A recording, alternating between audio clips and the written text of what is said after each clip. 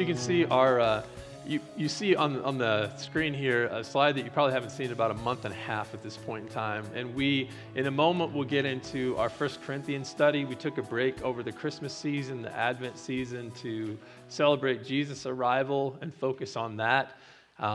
In a couple more months here, we'll be entering into a preparation time before Easter. Right now, we're going to head back into First Corinthians. But before we do that, every once in a while, at least once a month here is our goal, but we enter into a time of remembrance. It's commonly called the Eucharist or sacrament or communion.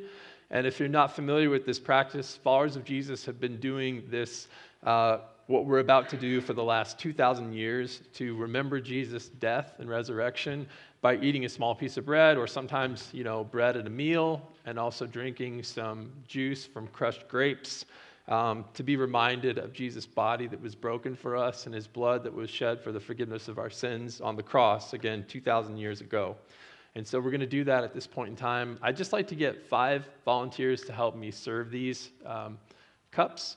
It doesn't matter who you are. If you'd like to be involved and help, I would appreciate your help. The reason I say 5 is because I need 4 to pass throughout, but I actually have a 5th tray that has gluten-free bread in it, and so if you're gluten-free, just hold up your hand in a moment, and whoever has that tray, I'll send them to you. But if you want to share in this celebration with us this morning, feel free to take a cup. There are 2 cups in each slot. The bottom one has the bread, and the top one has the juice, and they're going to go ahead and start passing these around.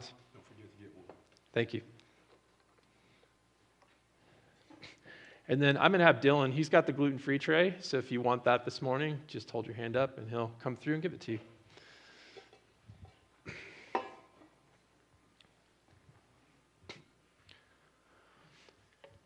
And as they're passing it out, I'll give you just a little bit of a background behind this and exactly some of the significance of Jesus and what he came to do on our behalf. So really, to get a good framework for this, we have to think about the Bible as a whole.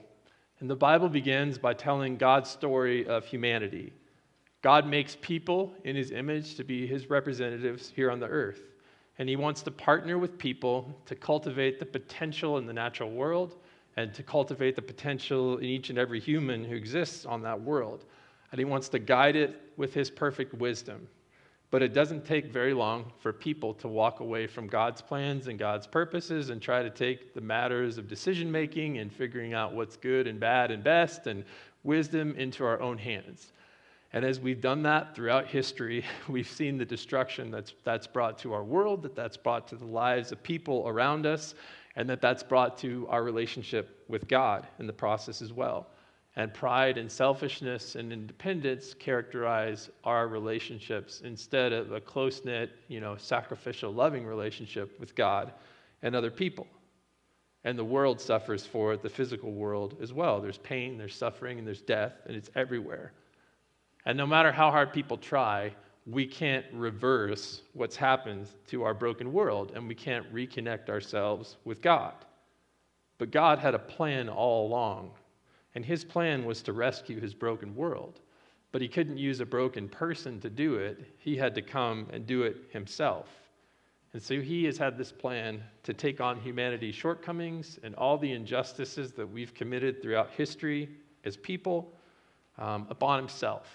By being born into humanity, by taking them on himself and giving up his own life to satisfy God's need for justice. He's become an innocent sacrifice capable of washing away the sins of the guilty so they can come close to God again.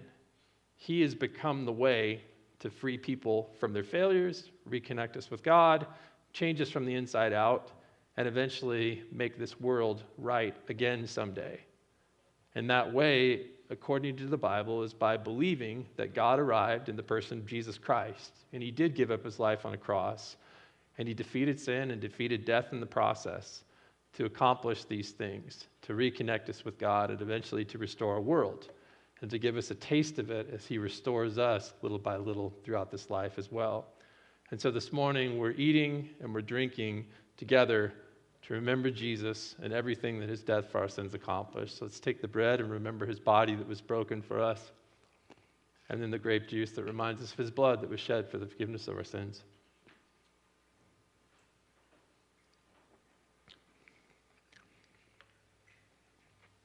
In many churches around the world, this is the highlight. That's the culmination of the church service. Because Jesus, he is the highlight, and he's the high point. And even as we step into the Bible now to look at some teaching that the Apostle Paul, one of the leaders in the early church, gave to a group of Jesus followers in the ancient Greek city of Corinth, even in that book, the focus is still on Jesus.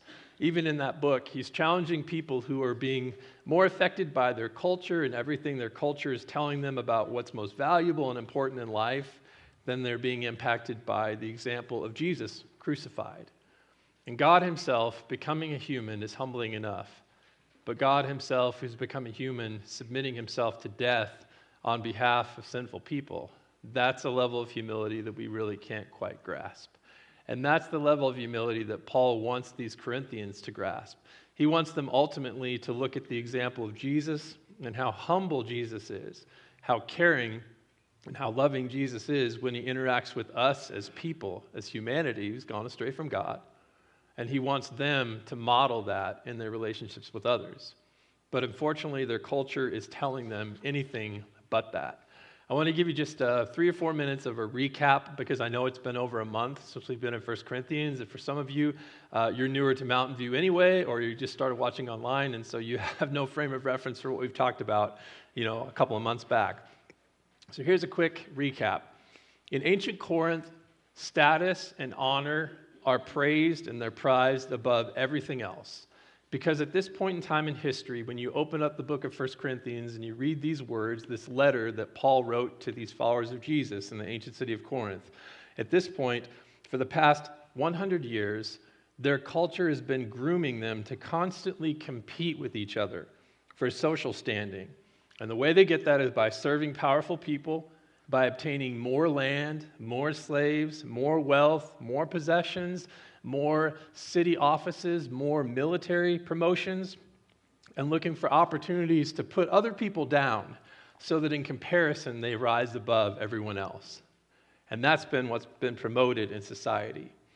So followers of Jesus are bringing these cultural obsessions, which are very selfish in nature, into their church community, and they're treating each other in a church in the same way, instead of imitating the humility that Jesus has when he interacts with people and with humanity. Instead, they're making teams, they're picking rivalries around which leader they think is the best or the most spiritual. They're listening to their society and their own logic and their 5 senses to make all the decisions instead of God's Spirit.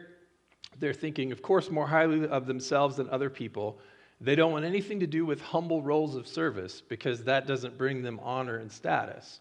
They're tolerating and even enabling abuse in their church, and they're using a corrupt local court system to take advantage of each other. So that's what life in the Corinthian church looks like when you open your Bible and you start to read that letter.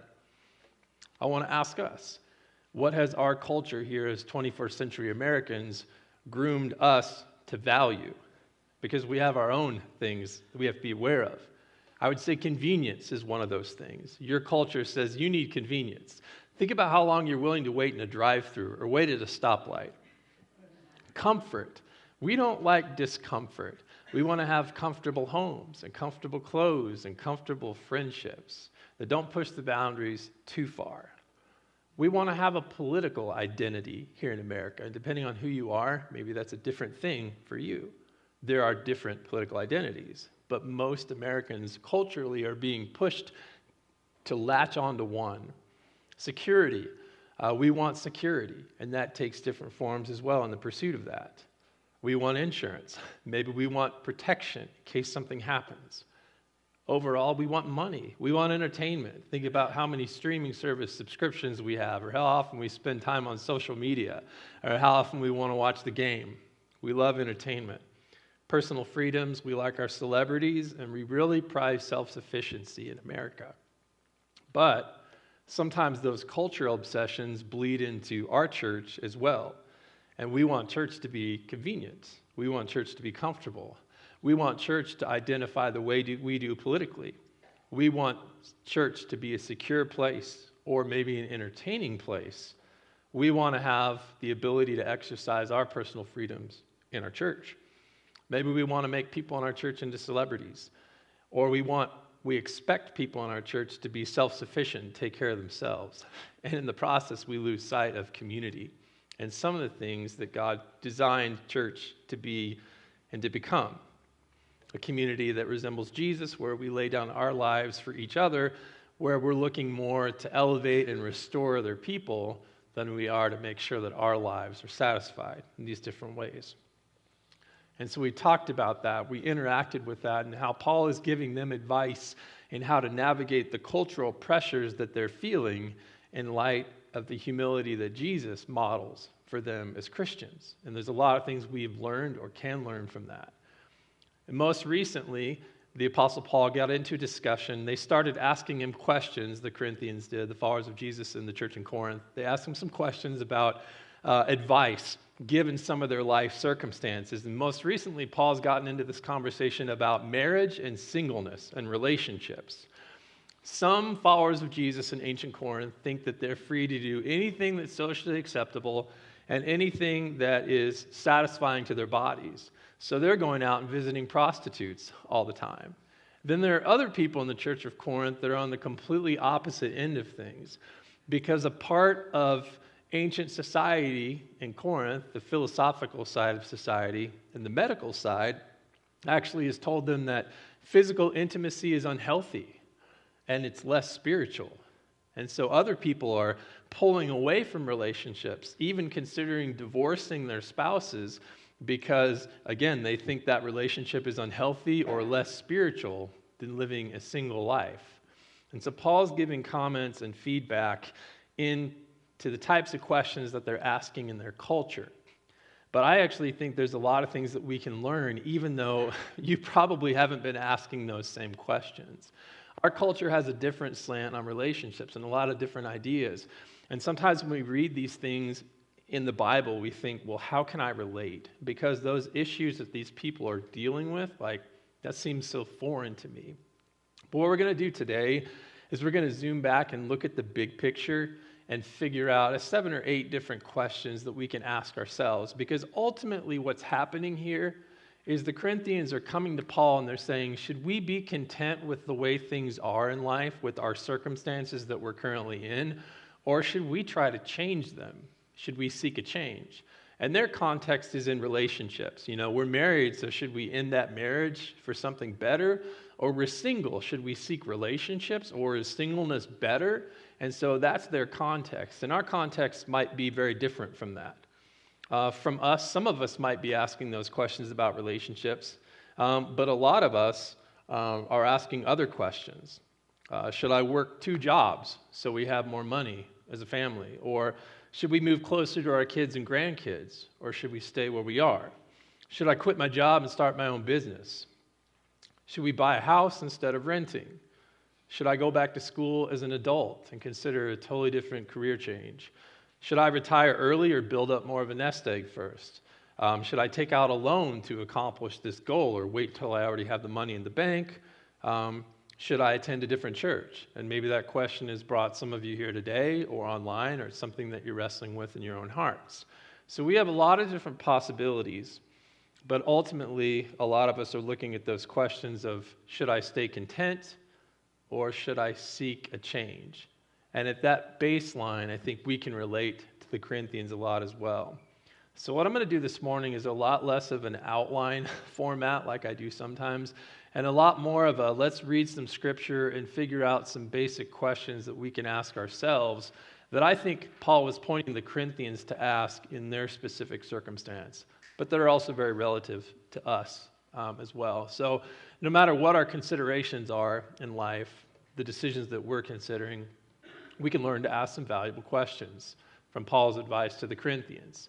His advice 2,000 years ago about relationship issues that we think are just strange can actually help us discern whether or not we need to be content with our present circumstances, or maybe we need to step toward change or seek a change in our life today.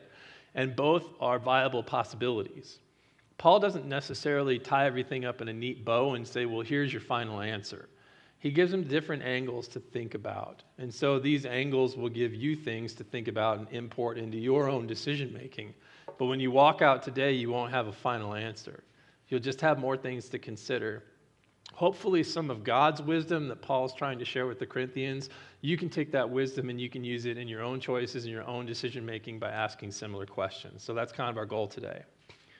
So one thing that we need to understand as we jump into this, our culture is always telling us things. It's always commenting in our ears or through our eyes, through our social media, through the TV, through the news, through people, through conversations.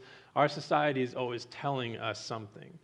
And I mentioned just a few moments ago that the Corinthians culture was telling them some things as well. It was telling them physical intimacy is unhealthy from a medical point of view. It was telling them singleness is spiritually superior from a philosophical and a religious point of view. And Paul is pulling back and saying, like, your culture is telling you these things, but you need to realize that might not always be the case. One of Dr. Phil's favorite phrases is, how's that working for you? And Paul kind of pulls the Corinthians, and we talked about this the last time we were in the first half of chapter 7. Paul pulls the Corinthians into that consideration. He's like, well, if physical intimacy is unhealthy and singleness is superior, why is your culture struggling with immorality and prostitution everywhere? Why are so many people being broken apart by all of these things, this immorality, these affairs that are wrecking people's marriages? And Paul would argue your culture isn't quite in touch with reality. It's telling you some things, but it's leaving out some of the picture. And so one of the questions that we probably should be asking ourselves based on what we looked at last time, which was again over a month ago, is this question, is the change I desire prompted by cultural pressure or current reality, some current reality? Paul would say the current reality would not lead you to want a single life or to avoid physical intimacy in your marriage. It would actually do the opposite of what culture pressures people toward. Again, your decision might be something totally different. But do you want to make a change because your culture is telling you you need to? Or do you want to make a change because you're looking around and saying, wow, like just the reality of circumstances should lead me toward considering something different? Another thing that was happening in ancient Corinth, again, men were deciding to cut all physical intimacy off with their wives within their marriage and perhaps even file for divorce. And they were doing it without giving their wives any input. And we read about this last time. We talked about this. And a lot of you are looking like, okay, that's not cool, right? But in this culture, the men made all the decisions. So another question that we should consider in light of Paul's advice, Paul said that's not good. Women have authority over their husbands. Husbands have authority over their wives. Kind of a shared thing, shared decision-making in a relationship. So has everybody who will be affected by this change I desire, whether it's, no intimacy in a marriage or whether it's a divorce or whatever in their context or maybe something totally different today, has everybody who will be affected by the change that I want been invited into the decision-making process? Or am I just out there, I'm the maverick going, this is what we're doing as a family, and I haven't consulted my spouse or my kids or my, friendships. I don't know. Like, I'm just out there, Lone Ranger, instead of involving other people in the decision-making process. That's not wise, according to Paul's advice. Final thing of what we talked about last time, kind of that has bearing on this before we read some scripture today and look at some new advice.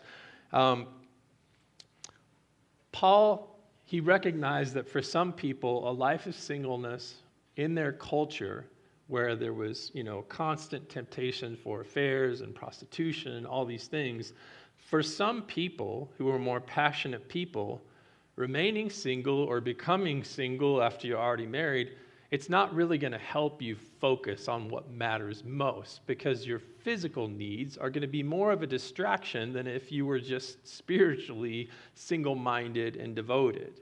And so a third question we can ask ourselves as we're making decisions is, will the change I desire help me focus on what matters most? Is it really like what, and for this we have to write down what matters most, right? We have priorities in our lives. All of us do. Well, what matters most to you? I can't tell you that. But as you sit down and you think about that, and you're really kind of struggling with contentment, maybe that contentment is meant to push you into a change and something new, or maybe it's meant to teach you that you need to be more content in your present circumstances. but will the change I desire actually help me focus on what matters most? Or is it going to be a bigger distraction, even though it seems like a good thing up front? Now we're going to step into today's discussion here and look at some more advice, some more possible questions we can ask as we're in this decision-making process as well. I'm going to read some verses, and again, the things that Paul's talking about are going to seem a little strange in light of 21st century American culture. So I'm going to give you just a little bit of an explanation of what he's talking about, and then I'm going to try to figure out a question that we can ask ourselves that's kind of timeless, irregardless of culture, that we can use today in our decision-making process. And so we're going to pick up in 1 Corinthians 7, verse 18. Again, I don't have the verses on the screen today because I want you to focus on the big picture, but if you want, listen along. We're going on a little ride here as well. At this point, Paul's talking about relationships, marriage and singleness and relationships, and he goes on a rabbit trail in his letter. He talks about two other cultural issues. One is circumcision, or whether or not somebody has become a Jew formally, their Jewishness. And the second thing he talks about is slavery. So welcome along for the ride. Here's some verses. He says in his letter, was any man called when he was already circumcised, so he had already become a Jew through going through that physical ceremony? He is not to become uncircumcised. Don't undo your Jewishness just because you become a follower of Jesus. You can still maintain your cultural Jewish identity. Has anyone been called an uncircumcision? Not a Jew, people from the other nations at this time in history. He is not to be circumcised. So becoming a follower of Jesus doesn't mean that you have to physically conform to everything that's expected of a Jewish person, even though Jesus was Jewish. That's not the case either. He says circumcision is nothing and uncircumcision is nothing, but what matters is the keeping of God's commandments. So this leads us to another principle. I've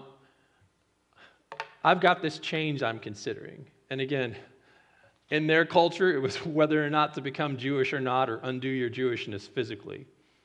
For us, that's probably not, you could probably care less about that. But with the things that you care about, will the change that you have on your heart that you're desiring, is it going to improve your ability to follow God? Or is it just one of those things that doesn't really matter?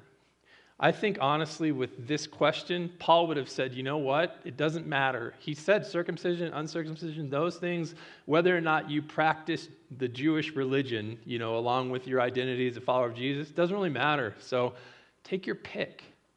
Sometimes we have a lot of freedom in our choices. And this question helps. It's like, does this thing, either thing, does it improve my ability to follow God? Sometimes one option might. Sometimes both options might not. What am I going to fix for dinner tonight? Tacos or pizza? Is either choice going to help make me more spiritual? No.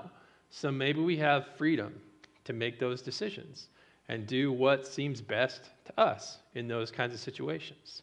Some decisions are like that, and God does give freedom. Next, we're going to move into slavery. So here's the next few verses. Each person is to remain in that state in which he was called. This is kind of if this were a poem or a song, this would be the chorus. Over and over again, Paul says, for the most part, just be content with your current circumstances, basically. Because the Corinthians are struggling with that. The grass is always greener. He's saying, sometimes there are times where we need to make a change, but a lot of times it's just our own discontentment, and we need to consider the positives of our current circumstances that we're in. Each person, as a whole, a lot of times we need to stay where we're at. We don't necessarily need to run into decisions. But he says, were you called as a slave? Don't let it concern you. But if you're also able to become free, take advantage of that. Now, in the first century, a lot of people in Roman society were slaves. And by and large, you can't do anything about that. Unfortunately, throughout history, a lot of people have been born into slavery, and they can't just undo that. There were opportunities at times in the Roman world for people to work and earn the money to buy their freedom, or sometimes their masters at a certain point, or even upon their death, would actually free their slaves. And so it wasn't completely hopeless. Sometimes people were given opportunities to become free. And Paul says, if that's the case, that's great. Go for that. But at the same time, don't think that your life is ruined because you have some condition that you're being, that you're under, that you have no power to change. And so another question we can ask ourselves is the change that I desire even possible? Sometimes, I dream a lot. I have these ideas about these extravagant things I'd like to do or experience in life, but most of those things are completely unachievable for me at my current state in life.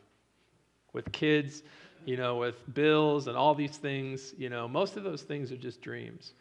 Some of us are limited by our own health conditions. We would love to make certain changes in our life, but it is simply not possible. And so rather than dwelling on the way we wish things were that we can't affect, maybe trying to look for, again, opportunity in the midst of our currently unchangeable circumstances is what we need to aim for. But at the same time, maybe we do have an opportunity at some point to change our circumstances. And like a slave being offered freedom, of course, that's an upgrade. It's going to open up a lot more opportunities. You're going to have a lot more time because your schedule isn't dominated by one person. And maybe as we step into things like retirement at some point in time, work can be a form, it can feel like slavery at times. And so maybe our years of retirement are kind of similar where this is a good change. And we realize stepping into that, it's going to open up opportunities that were not possible because we had these daily commitments to work and other things that we were tied into. And so that is a very real question. Is the change possible? Maybe it is, or maybe it's simply not because of circumstances beyond our control. Now he's going to go back to the relationship issue a little bit, and he's going to talk about singleness. And we have to realize a couple things as we walk into this culturally. There's a point in time where he's going to talk to fathers about their daughters and whether or not they should allow their daughters to marry. And if you were part of our discussion a couple months ago, you might remember the week where we talked about this cultural fact that in the Roman world, most girls were married at age 12 to men in their 20s and 30s. And so as you look at this and as you think, well, why would a dad have power to do these things? Understand that, first of all, the dad makes all the decisions in the family. Who's going to marry whom, what their spouse will do, what their kids will do. The dad is the one who makes all the final calls in Roman culture. And secondly, it's very culturally common for women to be married at age 12, sometimes beyond their control. Many times, the dads would arrange these relationships. And there's also something that's exchanged. There's a dowry. And so dad marries daughter, and probably the husband or the father of the husband gives the dad of the daughter some kind of possessions or money in return. And so it's just a very different thing than like marriage in our culture. So as we read this, be aware of that. Culturally, it's very different. So he's going to step into this and talk about singleness for a while. He says, brothers and sisters, in verse 24, each one is to remain with God in that condition in which he was called. There's that chorus again. Paul's like, overall, don't always be looking for change. But there are some times when it's necessary. Now, concerning virgins, I have no command of the Lord, but I'm offering advice as one who by the mercy of the Lord is trustworthy.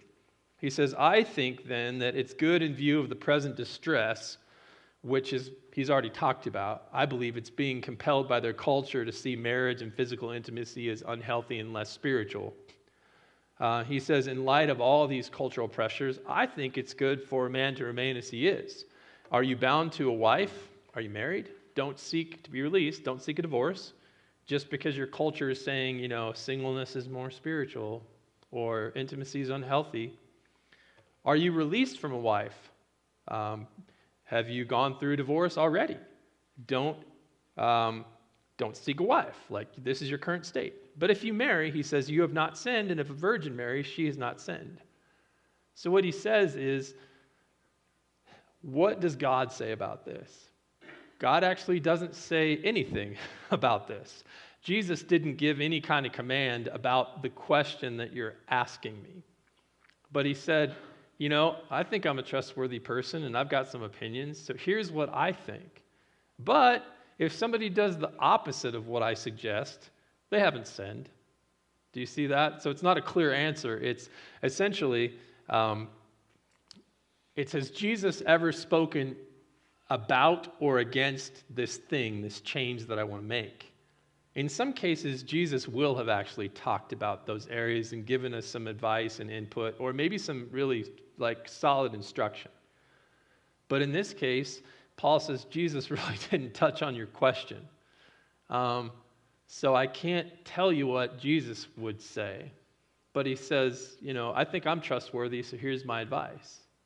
So if Jesus hasn't really given us advice on a specific issue that we're thinking about, a desire we have for a change, if not, what advice do other trustworthy people have? But at the end of the day, realize that other people's advice is advice. And if you choose to do something different, in this case and in many cases, you're not sinning. So God gives us advice from people, and sometimes God speaks directly into something. But other times God says, get some advice, make a decision, but ultimately, even if you choose to do the opposite of what people tell you or suggest to you, it's not a sin issue. Again, sometimes we have the freedom to make and create and develop things and opportunities or try new things in life. Just 2 more questions this morning. He continues on. He says, I want you to be free from concern. I skipped a couple verses here because he kind of repeats some things. One who is unmarried, this is verse 32, is concerned about the things of the Lord, how he may please the Lord. But one who is married is concerned about the things of the world, how he may please his wife. And his interests are divided. He says the woman who's unmarried, and this is still Paul speak, right? It's not God commanding this. It's Paul saying, here's what I think. The woman who's unmarried and the virgin is concerned about the things of the Lord, that she may be holy both in body and spirit, but the one who's married is concerned about the things of the world, how she may please her husband. He says, I say this for your own benefit, not to put a restraint on you, but to promote what is appropriate and to secure undistracted devotion to the Lord. So he says, here's how I see it. And Paul, at this point, he's currently a single man. So maybe he has a little bit of a bias. He thinks that the single life, from his perspective and his current circumstances, he's like, I think there's some benefits to that. He's like, I find that as a single person, I can just be focused on the Lord, and I can do for the Lord what I need to do when I need to do it, and I don't have to consult with anyone else, and I don't have to share my time with anyone else. And he says, I would pretty much suggest to anybody, just live this single life and just focus on being devoted to the Lord. But if we look back a few paragraphs, we find examples of him telling people, sometimes, God has given each person a gift. And for some people, it's not the single life. For some people, a single life is the last thing they would want. For some people, a single life would be more distracting or filled with distractions. And so we have to weigh what Paul is saying here in balance with what Paul has said a few paragraphs earlier. So he's really just giving them multiple angles to look at this from. And so maybe the question we could ask here is, what new concern will result from the change that I desire? Well, I feel more conflicted than I do in my present circumstances. So importing it into their situation, if I'm single now and I'm looking at things going, man, the married life would be better. Okay, maybe it would. But if I get married, what concerns will I have then that I don't have right now? And am I going to feel more conflicted with those concerns that I'm going to take on by changing my relationship status? Or am I going to feel more conflicted by remaining single in this status? What's going to make me deal with more internal conflict as a result of this? And what's going to allow me to be devoted to the things that I want or need to be devoted to? Again, Paul's giving us wisdom and different angles. He's not telling us specifically what to do. Final question that we'll come into. He says, but if anyone thinks that he's acting dishonorably toward his virgin daughter, it doesn't say daughter, but that's the implication. If any dad thinks he's acting dishonorably toward his 12-year-old virgin daughter, if she is past her youth, so maybe she's 12 or 13 or 14 or creeping on up there, and it ought to be so, let him do what he wishes. He is not sinning. Let them marry. So he's just said, I think singleness is better. And then he jumps on the other side and he says, but, if a dad feels like he's dishonoring his daughter by not allowing her to marry, then he should just allow her to marry. And so here's another angle. Will this change that I want, that I desire, cause me to dishonor another person? Because if it's causing me to dishonor somebody else, maybe it's not a great change, Again, Paul's giving us different angles to consider. He says, and those are the questions. Let me just recap really quick. So, is the change I desire prompted by cultural pressure, just by what culture's telling me? Is that why I want to make a change? Or is it this reality in my life where I feel like change needs to be made? Has everyone who will be affected by the change that I desire been invited into the decision-making process? Or am I just, in the driver's seat, taking everybody else for a ride? 3, will the change I desire help me focus on what matters most? Maybe it will. Maybe it's kind of, either way, like there's not necessarily a strong benefit of either decision. Or will it be a distraction from what really, for me, from my priorities, and things I feel like need to be my top priorities? Will the change I desire improve my ability to follow God? If it will, maybe that's a good change. If it won't, maybe that's not a good change. If the answer is, either option doesn't really affect my ability to follow God because it's not really a spiritual kind of decision, maybe there's more freedom in that. Is the change I desire possible? Or am I just limited by the reality of my circumstances? Am I discontent, but I really can't make a change in that area? I just need to move on maybe, or find some, things, some opportunities within my current circumstance.